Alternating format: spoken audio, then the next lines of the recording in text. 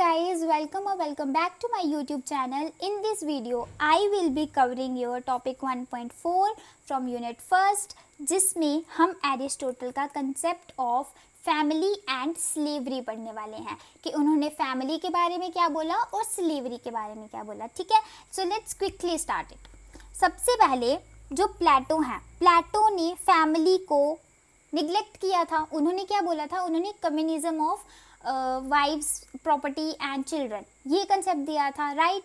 तो इन्होंने क्या किया, एरिस्टोटल ने फैमिली के कंसेप्ट को लाया. इन्होंने अपने ही गुरु को चैलेंज किया या फिर उसको क्रिटिसाइज किया. तो यहाँ पे आप एक चीज़ देख रहे हो, बेशक वो उनके शिष्य थे, बेशक उन्होंने उनसे बहुत सारी चीज़ें सीखी, लेकिन हमें खुद का वजूद नहीं, हमें खुद की बात पर ना कायम रहना चाहिए. हमें किसी को कॉपी नहीं करना चाहिए. हो सकता है कि हमारा जो टीचर है, जो हमें पढ़ा रहे हैं, हो सकता है वो भी हमें कुछ गलत पढ़ा रहे हो. तो हमें ना खुद की थिंकिंग को बिल्कुल ही ऐसे मिनिमाइज करके नहीं रखना चाहिए. Open your mind, open it and explore the things. जो आप टीचर से नो डाउट आप टीचर्स से बहुत कुछ सीखते हो, बट ऐसा नहीं है कि आप टीचर्स के पीछे अंधे हो जाओ कि हाँ जो सर बोल रहे हैं, जो मैम बोल रहे हैं वही ठीक है. वो जो बोल रहे हैं वो तो ठीक है, but listen to others, think yourself. अपने आप से भी पूछो कि क्या ये चीज़ सही है, क्या ये चीज़ जो बोल रहे हैं वो सही है. ठीक है, तो किसी के पीछे ऐसे अंधे नहीं होना होता है. तो यहाँ पे एरिस्टोटल ने भी सेम यही चीज़ की. उन्होंने प्लेटो को ही क्रिटिसाइज़ किया कि ये जो आपने कम्युनिज्म दिया हुआ है, ये जो कंसेप्ट दिया है, फैमिली को बोला है कि फैमिली नहीं होनी चाहिए, ये चीज़ गलत है. क्यों गलत है? उन्होंने बोला कि जो फैमिली है वो एक नेचुरल इंस्टीट्यूशन है और उसको हम इग्नोर नहीं कर सकते हैं. फैमिली भगवान ने बनाई है, वो नेचुरली बनी है, उसको आप कैसे इग्नोर कर सकते हो? उसको आप कैसे बोल सकते हो कि फैमिली होनी ही नहीं चाहिए? फैमिली इज़ सो नेचुरल और आप उसे निगलेक्ट नहीं कर सकते हो. तो उन्होंने क्या बोला कि जो मैन है, मैन मास्टर होता है, उसे चीज़ों का ख्याल रखना होता है. किन किन चीज़ों का? सबसे पहले फैमिली का ख्याल रखना है, उसके बाद हाउस का ख्याल रखना है, then property. Family, house and property, इन चीज़ों को उसे मास्टर करना होता है. It is the responsibility of man. तो उन्होंने क्या बोला कि जो मैन है उसे 3 डिफरेंट वेज में अपनी रिस्पॉन्सिबिलिटीज़ निभानी है. कौन कौन से वेज? सबसे पहले उसे अपनी रिस्पॉन्सिबिलिटी एज अ हस्बैंड निभानी है अपने वाइफ के प्रति. Then he has to become a good father for his children. उसके बाद उन्हें मास्टर बनना है फॉर हिज स्लेव्स. तो यहाँ पर उन्हें देखो 3 रिस्पॉन्सिबिलिटीज़ निभानी है. तो उन्होंने वाइफ का कंसेप्ट भी दिया है, चिल्ड्रन का भी दिया है, फैमिली का भी दिया है, slaves, everything. He has covered everything कि एक जो ह्यूमन है, एक जो इंसान है, उसकी पर्सनल लाइफ भी एग्जिस्ट करती है. प्लेटो की तरह उन्होंने स्टेट पर बहुत ज़्यादा फोकस नहीं डाला है. ठीक है, उसके बाद यहाँ देखो इन्होंने क्या बोला कि जो हाउस होल्ड है ये पार्ट ऑफ पॉलिटिक्स है. पॉलिटिक्स में हाउस होल्ड इन्वॉल्व है. आप हाउस होल्ड को पॉलिटिक्स से अलग नहीं कर सकते कि हम पॉलिटिक्स में जस्ट स्टेट की बात होगी, सिर्फ इनकी ही बातें होंगी, आपको हाउस होल्ड को इन्वॉल्व नहीं करना. ऐसा नहीं हो सकता. हाउस होल्ड स्टेट पर बहुत बड़ा इम्पैक्ट डालता है. ठीक है, उसके बाद इन्होंने बोला कि जो प्राइवेट प्रॉपर्टी है, जिसे प्लेटो ने इग्नोर कर दिया था, निगलेक्ट कर दिया था कि प्राइवेट प्रॉपर्टी इंसानों की नहीं होनी चाहिए, तो इन्होंने क्या बोला कि उससे अलो करना चाहिए. People have right to keep their private properties, क्योंकि उसके रीजंस इन्होंने बताए हैं कि जो प्राइवेट प्रॉपर्टी है ना, वो लोगों को हक देती है, उन्हें एक सेल्फ कॉन्फिडेंस देती है कि उनके पास कुछ है, उनको एक आइडेंटिटी मिलती है उससे, कि उनकी एक पहचान बनती है उस प्रॉपर्टी से. ठीक है, उन्होंने प्राइवेट प्रॉपर्टी को एक्वायर करने के लिए, उसे पाने के लिए 3 मेथड्स बताए हैं. अब वो कौन कौन से मेथड्स हैं? तो सबसे पहले उन्होंने बोला कि प्रॉपर्टी को एक ही बंदा ओन करे या फिर कुछ लोग ओन करें और उसका जो प्रोड्यूस है वो सभी को मिले. मतलब कि मेहनत कुछ लोग करें और जो प्रोडक्शन है वो सब में बांटी जाए.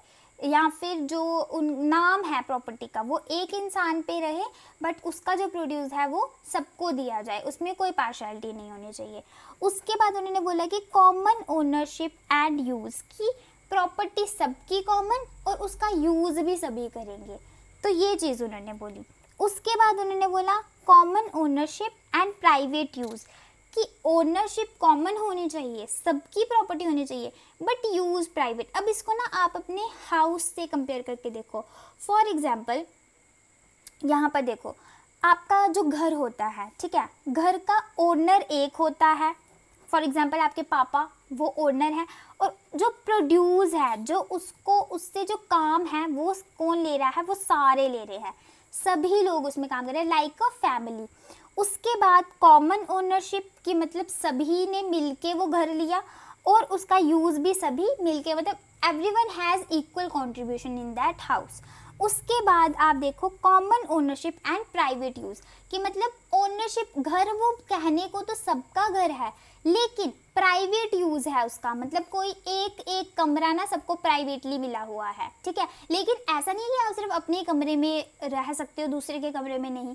आप कभी मम्मा पापा के कमरे में बैठ जाओ, आप ड्राइंग रूम में जाओ, बाहर जाओ, किचन जाओ, कहीं भी जाओ, वो सबके लिए है, ठीक है। तो इसी तरीके से उन्होंने क्लासिफाई किया, और वो खुद किसके फेवर में थे, फर्स्ट वन, कि जो ओनर है वो कुछ लोग होने चाहिए और जो उसका प्रोड्यूस है वो सब में बांटना चाहिए। This was what he said. उसके बाद इन्होंने हमें बताई काइंड्स ऑफ प्राइवेट प्रॉपर्टी।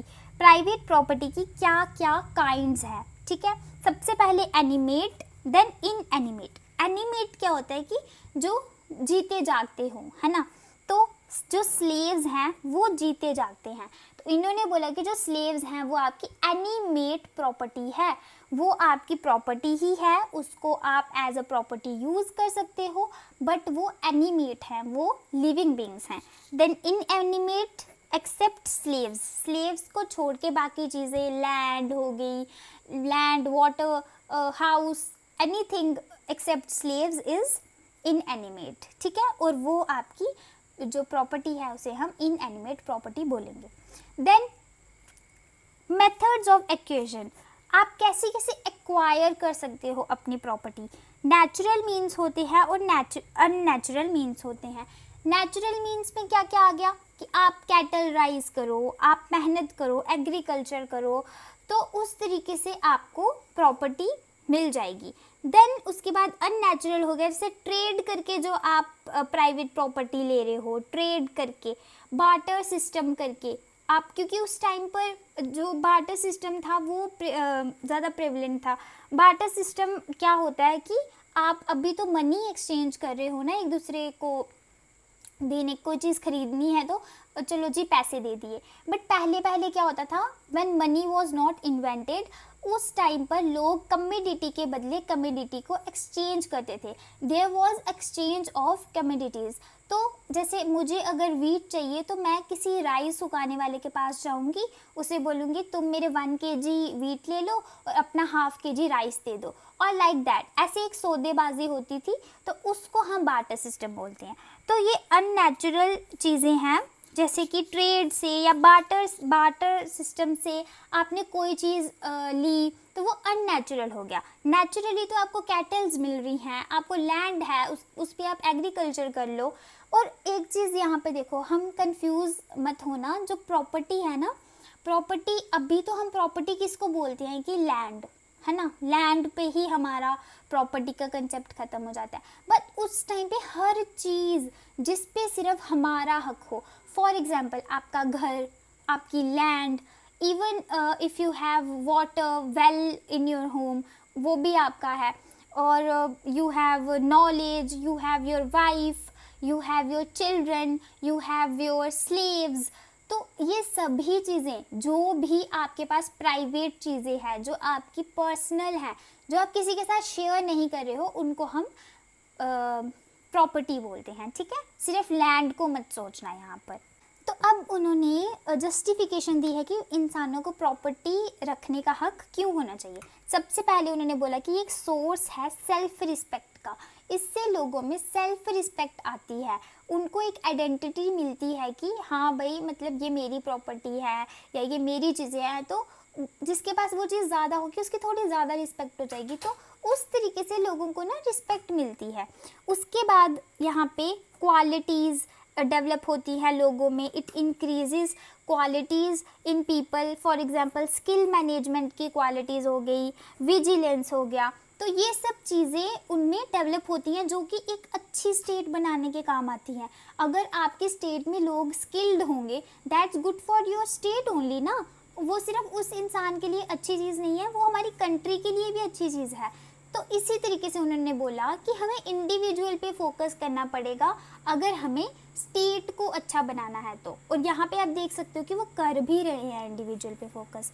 उसके बाद उन्होंने सेंस ऑफ रिस्पॉन्सिबिलिटी बोला कि जब हम किसी इंसान को प्रॉपर्टी देंगे ना, फॉर एग्जांपल वाइफ दी हमने, उनको चिल्ड्रन रखने का हक दिया, उनको घर दिया, तो उनमें ना एक सेंस ऑफ रिस्पॉन्सिबिलिटी आती है कि हाँ भाई ये चीज़ मेरी है, मुझे इसका ख्याल रखना है, या फिर मुझे मेरे बच्चे हैं मुझे उनके लिए काम करना है, तो उनको आप देख रहे हो एक रिस्पॉन्सिबिलिटी आ जाती है उस इंसान में। ठीक है, तो यहाँ पर लास्ट में एक क्वेट है अरिस्टोटल की, इसमें इन्होंने क्या बोला कि the institution of private property is good for the individual as well as the society, कि जो प्राइवेट प्रॉपर्टी का इंस्टीट्यूशन है ना वो गुड है दोनों के लिए, इंडिविजुअल के लिए भी और सोसाइटी के लिए भी। जैसे ही मैंने आपको बता दिया कि जो इंडिविजुअल है जब उसमें स्किल्स डेवलप होंगी तो वो सोसाइटी को भी अच्छा बनाएगा ही, क्योंकि वो सारे इंसानों में जब स्किल्स होंगी तो वो ऑफ कोर्स वो सोसाइटी ही अच्छी बन जाएगी ना। It provides N incentive to the individual to work hard and thereby contribute to social progress। तो ये क्या करता है, ये इंडिविजुअल्स को एक इंसेंटिव देता है, एक इनिशिएटिव देता है कि वो अच्छे से वर्क हार्ड करें और सोसाइटी में कंट्रीब्यूट करें और उनकी सोशल प्रोग्रेस हो पाए। ठीक है, उनके सोसाइटी में प्रोग्रेस हो पाए। Okay, clear? Thank you so much guys, this was it for today's video. I hope you liked this video. If you liked it, do share it with your friends, tell them about this channel, and if you have any question, any query regarding this topic or any previous topics that I have taught you, you can comment me down below. I will try to answer every question that you ask. Thank you so much, take care, bye bye.